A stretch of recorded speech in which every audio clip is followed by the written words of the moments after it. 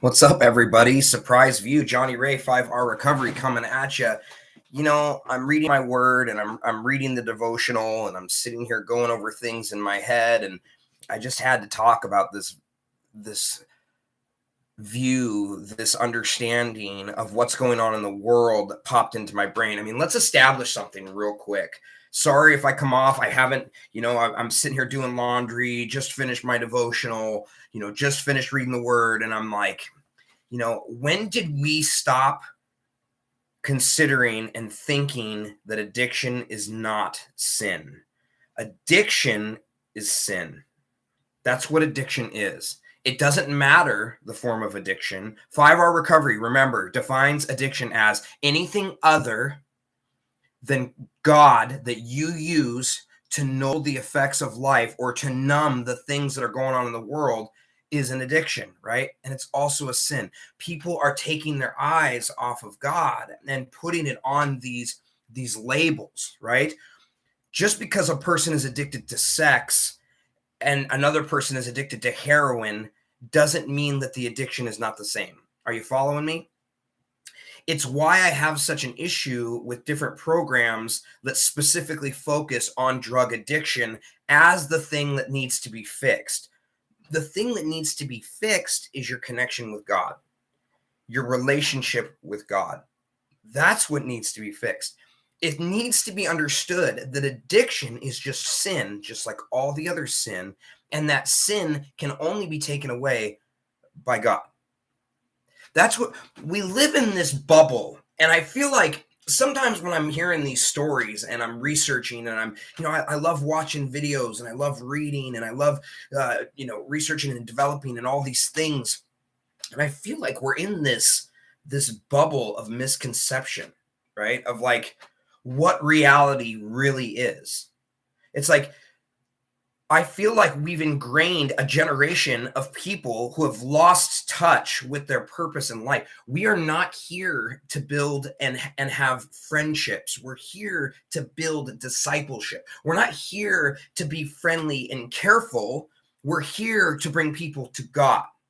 So when you look at it that way, when we're talking about addiction and you realize why I'm so passionate about recovery and helping people, is because it's too easy for people to get the idea that it's not all the same thing when it is all the same thing, right? When we talk about what sin is and why addiction is sin, it's easier to understand that the one remedy, I have no idea what this is on my screen, sorry.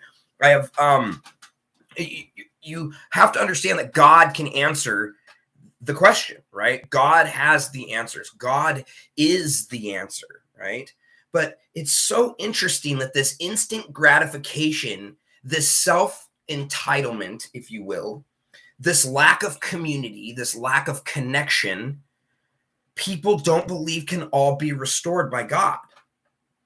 It's why 5R is what it is, okay?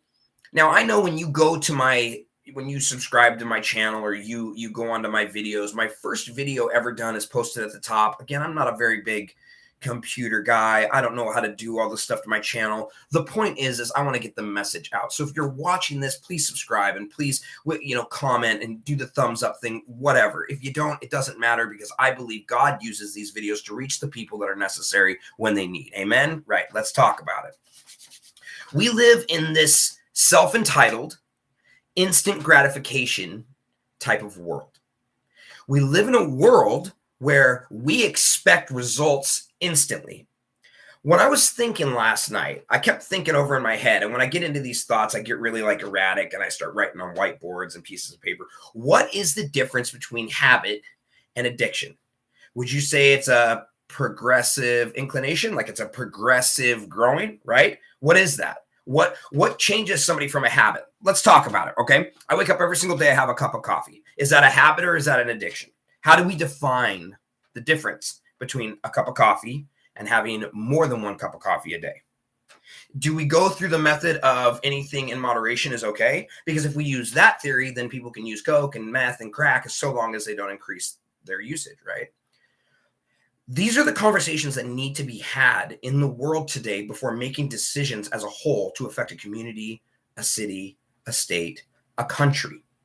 Because what does change between a habit and an addiction? For instance, when I wake up every single morning and I don't have my cup of coffee, does it alter my mood? Does it change the way I feel? Is it harder for me to get out of bed? If those things are what you do or use to get out of bed, other than God, remember, anything other than God that you use to numb or dull the effects of life is an addiction. If you use the 5R definition, then yes, coffee is an addiction, right? So now drinking coffee as an addict, right? Does that mean that it shouldn't progress through the day and that's your end goal? Or is your end goal to be able to get out of bed without that cup of coffee? Now, I'm not here to pick on people's lives. I'm not here to, put anybody's lifestyle down. That's not my role in this. My role is to open up the conversation about real topics that are essential to have in order for us to fix a problem that is ongoing and growing. We have taken God and put these false idols, these false narratives, these false beliefs to make it easier for the addict to get well. When did this easier method, when did somebody say that's the way we need to go? When did making things easy become making things right? Like, I don't understand that. Like, let's take away their pain and their discomfort and their struggles and their trauma. No, 5R wants you to talk about the pain. We want you to talk about the trauma. We want you to talk about the struggles. We want you to talk about the depression. We want you to talk about the anxiety. And a lot of people are like, well, no, I don't want to. That's in my past. I've gone through some horrible things. I would much rather forget it. If you ask any psychologist or anybody who studies the mind, they're going to say you are a ticking time bomb for when that stuff eventually comes out, right? When that stuff does come out, it's going to explode and it could be horrific what the outcome is, right? So it's important for us to face those things. So let's go back to the coffee thing. Every single morning, I have the same cup of coffee. I have the same creamer. I use the Keurig. I have my cup of coffee, and that's what I drink, okay? Now, here's the difference between habit and addiction for me. I don't have to have that cup of coffee in the morning. It doesn't change what I do. In fact, there are mornings where I go without the coffee, okay? That, to me, being a creature of habit, sure, I like coffee. It tastes really good, but I don't use it to fulfill my day. Okay, that's why it's so important. And that's why we need to recognize what other things we do. Just because you drink a Red Bull every single day and your excuse now is I'm a creature of habit, doesn't mean that you don't use that Red Bull to deal with life. Anything other than God that we use to numb or deal with the effects of life is an addiction.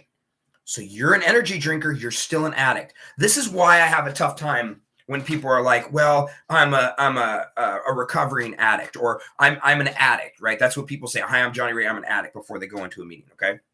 And yet they're so focused on that drug. Sin is sin, right? There's no level or grade. Yes, there's things that are more worse than others as far as a person's perception, but not according to the word and not according to God.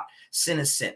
Your addiction to Red Bull is the same as your addiction to methamphetamine. Wow, that's harsh, right? Oh my gosh. Can you function in society with your Red Bull? Of course. Can you function with methamphetamine? Probably not. So do you want to balance it like that? That's fine. You can rationalize it all you want. But what it comes down to is that addiction is the thing we're trying to help with. We're not trying to help methamphetamine. We're not trying to help heroin. It's always going to be there. It's always going to be out there.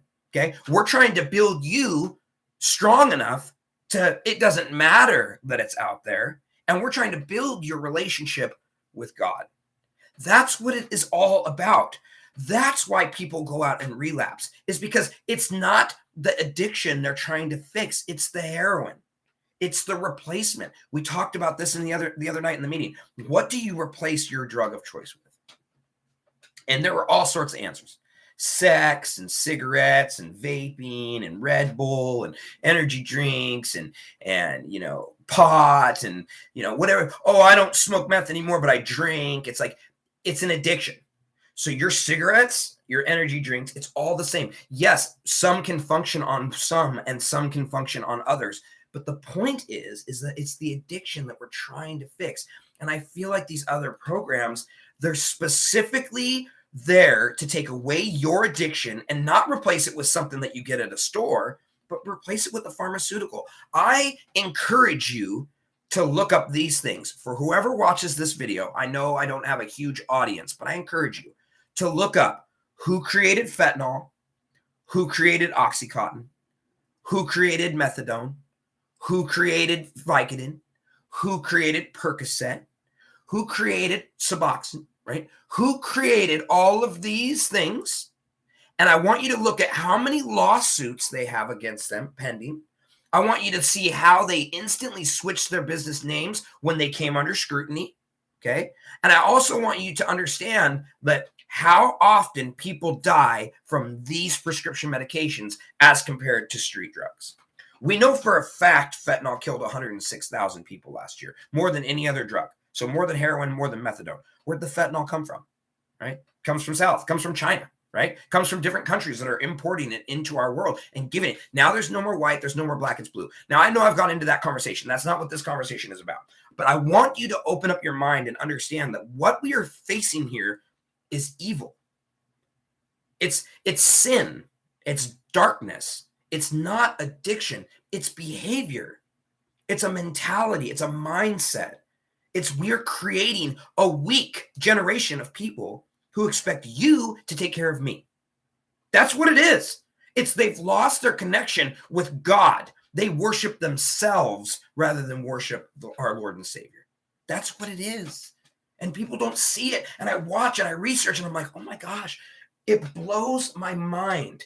Because here I am in 5R. People are like, God, Johnny, what is 5R? You know what? It's whatever you want it to be. Okay, it's whatever you want it to be. If you have some idea or some misconception of what it is I actually do, if it helps you, that's great. But here's what 5R is. Okay, we are a movement of people that are trying to understand and recreate fundamentally what addiction and recovery means to people. We are trying to change your perception on what it is as we view addiction. Everybody I know in recovery right now uses this lingo, uses these words, these sentences, this propaganda that says that one day at a time. Where did you hear that from? Is that from the Bible? Because really you're quoting more from propaganda literature than you are from the Bible. You're talking more about one day at a time because I have to take it one day at a time as compared to waking up and saying, I need to further my relationship with Christ. That should be the lingo that you're using, right? But no, you're using the one day at a time. The still suffering addict. This is straight from these books, okay, which I've all read, which I've all studied, which I've all gone through, which I've all worked through, okay? But I've also read this book right here, okay? And that's the difference. That's what you have to understand, is that you're being programmed in a generation where instant gratification and answers need to immediately come to you or you're not satisfied. I need instant results. I need to be fixed. Your recovery will be not long-term, life-term. It should be forever. Your recovery will be growing and molding, but it comes to that. It comes to you need to further your connection with God. I get passionate about these things because I don't fully understand where everybody went wrong with the mindset, because really it's not an addiction that we have to focus on. We need to get our eyes off of ourselves and back onto our Lord. That's what it is. And people have over the last 40 years been ingrained to hate God because they look at it like this negative, trying to bring me into this, this format that I don't understand and I don't believe in. And so I'm going to believe in something other. And that's why it talks about like a higher power in your anonymous groups. And it doesn't talk about Christ. And that's what it should do, is it should talk about God. That's why it does that, is because it's trying to let you know that there's alternatives to God, and there isn't. There's one. That's the problem. And I know I'm going to probably get a lot of backlash from this video, because I am not a Christian program. And I'll tell you why I'm not a Christian program. One of my favorite pastors, Pastor Russell Johnson from Pursuit Northwest, one of the first things he said to me was, he held up the Bible and he said, this is not different. This will always be the same. This is the same. But how we present it has to be different. Okay? That's how I feel about recovery. How we present recovery has to be different. We are dealing with a generation of brainwashed, propaganda-filled people who mentally cannot, fathom what is going on in the world right now. So what they do is they turn to this because it makes them feel better. It's addiction. It's sin. It's the same thing. You're still sinning. So what do we do to overcome that? That's what 5R is. That will be your answer. That's what we're trying to bring to the light. That's what we're trying to bring to conversation. That's why we're trying to talk about these things. Okay. That's why I'm doing this video. When you remember where you came from, that talks about your past, right? It doesn't start with, oh my gosh, you have to pick up a Bible. Can you imagine how many people would come to 5R recovery and if the first thing I said was hand them the gospel or hand them the word and say, you have to read this? People who've never known Christ, they would put the book down and they would never read it. And there it is. We've lost them. Right? It has to be presented different. That's why I don't approach everybody like, oh my gosh, you got to be a Christian. Oh my gosh, you got to worship Jesus. That's not the goal is that the end goal is the same. We are not creating friends. We're creating disciples. We're creating leaders, right? To help the world. But how we present it has to be very careful. That's why I'm not all forcing it on you.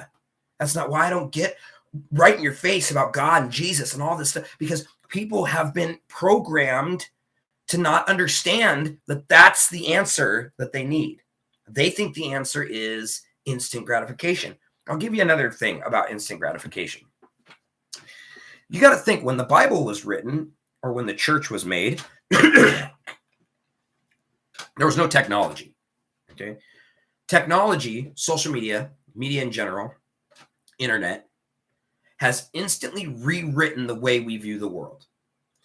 Big tech is one of the biggest problems in not only the United States, but in the world today. And the reason that is because instant gratification comes from a device that is attached to your hand.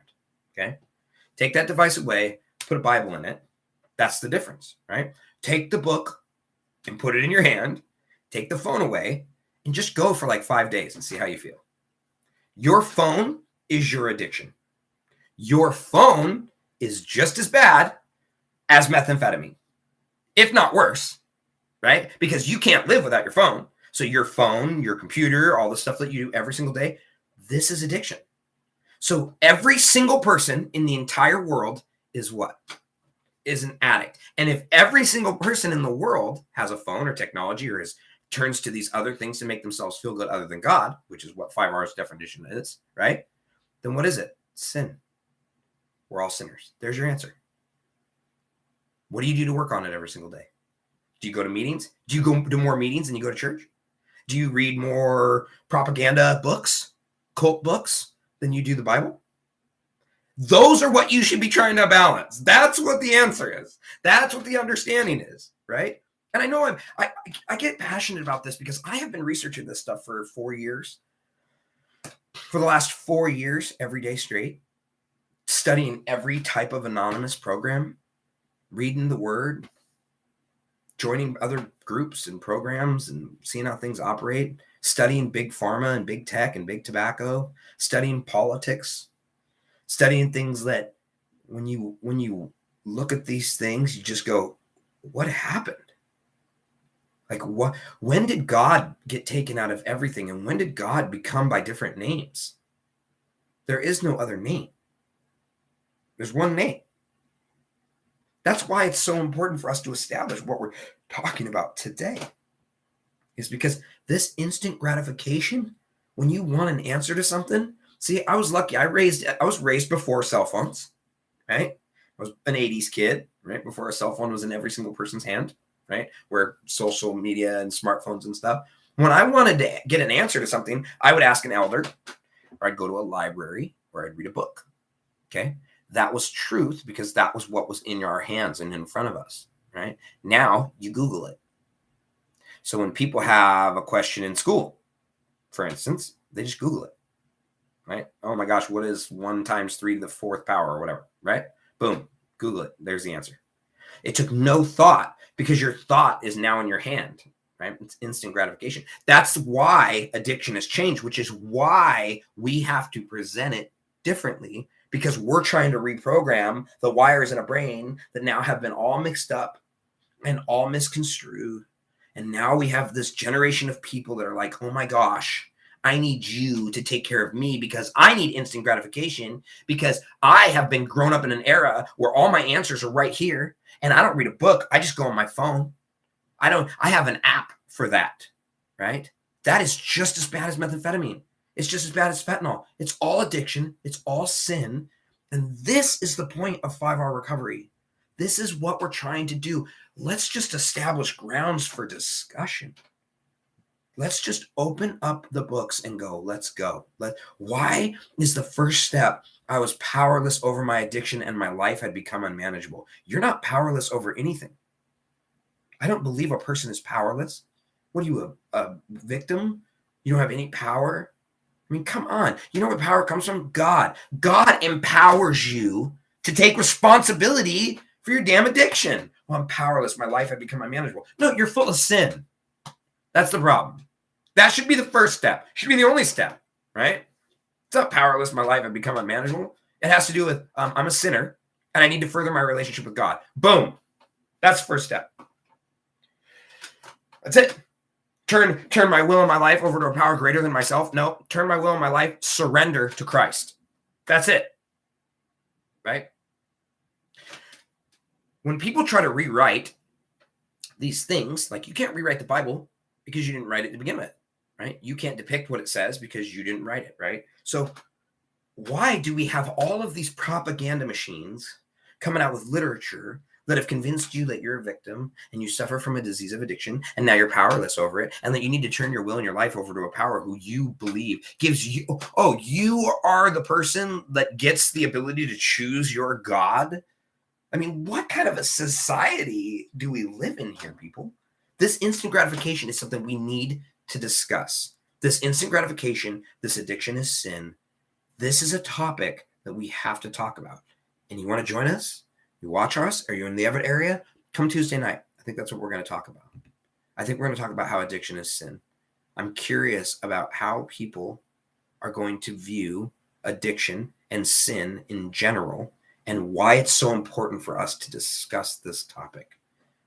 It's frustrating because we are losing the battle of addiction. People are dying every single day. And yes, that's going to happen. But I think it would happen a lot less if we brought certain things to the table to discuss. So I'm Johnny Ray. Sorry for this random video at 10:23 on Thursday. It was just something that was driving me crazy. Addiction is sin. Sin can only be taken care of by God. So we need to further our connection with God.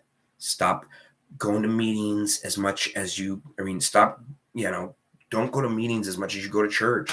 Stop reading the big book as much as you read the Bible. These are things like you need to stop this cultish behavior, this behavior to where I go here to hang out with my friends and I'm not using meth, so I'm okay. But I'm literally a jerk in life and I treat people poorly and that's okay because I'm not using meth. It's like it's all the same. You need to change who you are and better your life by treating people better every single day and furthering your connection with God. And that's what this video is about. So I'm sure, I don't know how many people are going to watch it. Anyway, if you want to subscribe, obviously we'll do tons of these videos. It has been a tough week. So not very many done this week. But thank you for watching. And, comment below if you're interested in getting to know more. You can email me. You can call me. Love to talk to you about these kinds of subjects. So thanks.